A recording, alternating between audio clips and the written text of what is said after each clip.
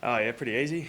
Nah, it's tough as always, and tougher coming off the back of last year's disappointment. So the full group's back now. Everyone's excited. Good to be back. Happy to be back, and back in Melbourne too. So back to the cold weather, but we get to sleep in our own beds and wake up every day and get to enjoy each other's company. So it's tough, but yeah, it's good to be back. I guess we're all a little bit sick of talking about the pandemic and COVID and all that, but the optimism going into next year, hoping that it's going to be a normal season, that must be a great carrot for you. Yeah, it's quite funny actually. We joked about third season on the road, and the only chance of that happening if there was another variant. And what do you know? Something else popped up. So hopefully they're on top of that, and we can stay here. But yeah, the prospect of being able to play at home and in front of our fans, it's really exciting. We've missed them.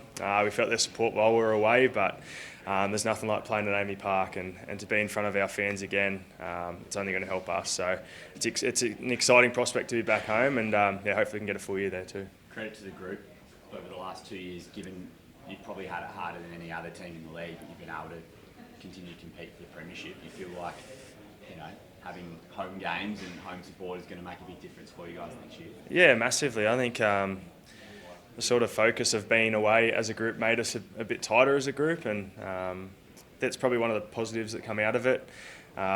Families sort of mix with each other.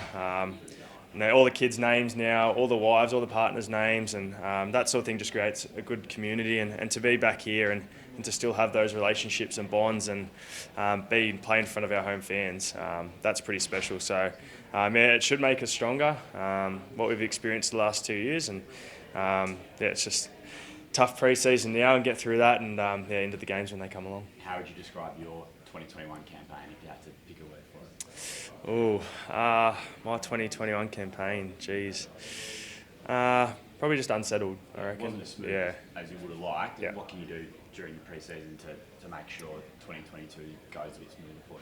Yeah, I had a really, really good pre-season going into last year, and I think that's probably the most disappointing thing is obviously the injury happened and I wasn't able to play the full year, but that's probably the focus this year is just keep ticking away, have a good pre-season, and generally if you do that, you're going to have a good year. So as long as I can stay on the training paddock in pre-season, it's a pretty good conversion rate to keep me on the field during the season. So yeah, that's the focus, nothing too special, just keep trying to get better in some areas, and yeah, just be there training every day. The trajectory for you has been pretty steep from coming when you first came into the side. You still feel like you've got some improvement to go? Oh, definitely. I think it's something we work on hard at the Storm is you've always got something to improve. Even the best at the club, Cameron Smith, when he came back every year, always had one thing he wanted to improve on. And at the end of the career, I don't know how many more things he could improve, but he always come back with something, and that just feeds through the club. And I think that's part of the culture of the club's just you try to get better. It doesn't matter where you sit. Doesn't matter if you're starting every week. Doesn't matter if you come here in your first pre-season. There's always room to improve, and I'm looking at that no different. So yeah, there's definitely areas I need to improve on, and that's how I'm looking at this pre-season. Things have been a bit sort of spicy with the off-field coverage of the team. How have you found that? You've been able to block it out? Yeah, it's like anything really. I think, especially on field, when you start getting criticised, it only motivates you to want to show how great you are of a club, and I think that's no different. When the culture's in question, probably just strips everything back and makes you realise we got a big turnover in terms of players this year, and it's just a good reminder that you're not bigger than anyone in society, and we've really pride ourselves on being good people at the club, and I think that's what we're trying to refresh to everyone this year is the guys who come 20 years ago playing in Melbourne weren't known, rugby league wasn't known, they put us on the map.